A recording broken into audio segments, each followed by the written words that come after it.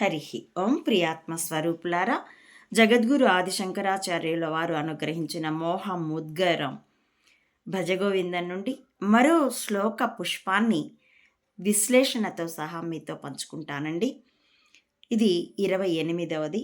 గేయం గీతా నామ సహస్రం జేయం శ్రీపతి రూపమజస్రం వేయం సజనా సంగే చిత్తం వేయం సజ్జనా సంగే చిత్తం దేయం దీన జనాయ చ విత్తం భజ గోవిందం భజ గోవిందం గోవిందం భజ మూఢమతే. ఈ భజ గోవిందం అన్న మకుటం పాడుకుంటుంటేనే రోమాంచితం అనిపిస్తుందండి. తెల్లవారుజామున ఇంకా పిట్టా పుట్టా కూడా నిద్ర లేవలేదు. ఎంత చక్కని భావాన్ని ఆచార్యులు మనకు అందిస్తున్నారంటే, గేయం గీత నామ సహస్రం. గీతను, ఉపనిషత్తును, విష్ణు సహస్రనామాలు, లలితా సహస్రనామాలు, శివ సహస్రనామాలు, శ్రీరామ సహస్రనామాలు, ఇలాంటివేవో చక్కగా పాడుకో, ఆనందంగా పాడుకో.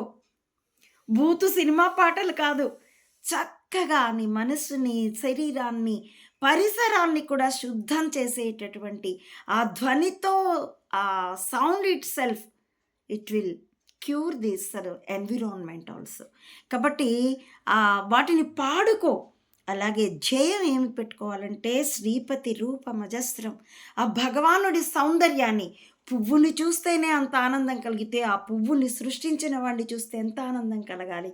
జింక పిల్లని చూస్తే, కుక్క పిల్లని చూస్తే, పిల్లి కూనని చూస్తే, మన చిన్ని మనవన్నో మనవరాలనో చూస్తే అంత ఆనందం కలిగేటప్పుడు ఈ సృష్టికర్తని చూస్తే ఇంకెంత ఆనందం కలగాలి.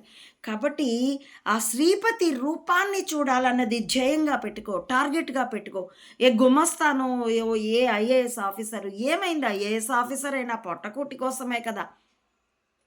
కూటి కోసం కోటి విద్యలు, అది ఒక ఉద్యోగం, అది ఒక బానిసత్వం. ఒక వ్యాపారం అనుకున్నా సరే, అది స్వతంత్రం అనుకున్నా, అది కూడా పొట్టకూటి కోసమే కదా. దానికి బౌండరీస్ ఉన్నాయి కదా. కాబట్టి అంతిమ గమ్యం ఏం పెట్టుకోవాలంటే, భగవత్ సాక్షాత్కారం, ఆత్మ సాక్షాత్కారాన్ని నీవు అంతిమ గమ్యంగా పెట్టుకో. వేయం సజ్జన సంగే చిత్తం. కాబట్టి దానికోసం మంచి నేర్పేటటువంటి సజ్జనులతో మనం స్నేహం చేయాలి, వాళ్ళతో సమయం గడపాలి. వాళ్ళ చెప్పిన ఆలోచనలతో మన చిత్తాన్ని ఏకీకృతం చేయాలి. ఏకాగ్రంగా వాళ్ళతో చర్చించి మంచిని సంగ్రహించే ప్రయత్నం చేయాలి. అలాగే దేయం దీన జనాయ చ విత్తం, నీకున్న దానిలో ఎంతో కొంతని దీన జనుల కోసం ఇవ్వండి. మనకి శాస్త్రం చెబుతుందండి, బ్రహ్మచర్య వ్యవస్థ, వాళ్ళు విద్యార్థులై ఉంటారు, అది మీ బిడ్డలైనా మరొకరైనా.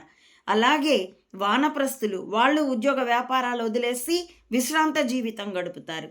అలాగే సన్యాసులు, ఈ ముగ్గురు కూడాను ఇంట్లో ఉన్న అందరూ ఆ గృహిణి మీద ఎలా ఆధారపడతారో, ఆవిడే కదా వండి వార్చి వడ్డించి అందరి మంచి చెడులు చూసి, అందరి బట్టలు అన్నీ ఇల్లు శుభ్రంగా ఉంచి, అలాగా గృహస్థు మీద మిగిలిన గృహస్థాశ్రమ వాసుల పట్ల మిగిలిన వానప్రస్థులు, సన్యాసులు, బ్రహ్మచర్య పాటిస్తున్న వారు అందరూ కూడా ఆధారపడతారు.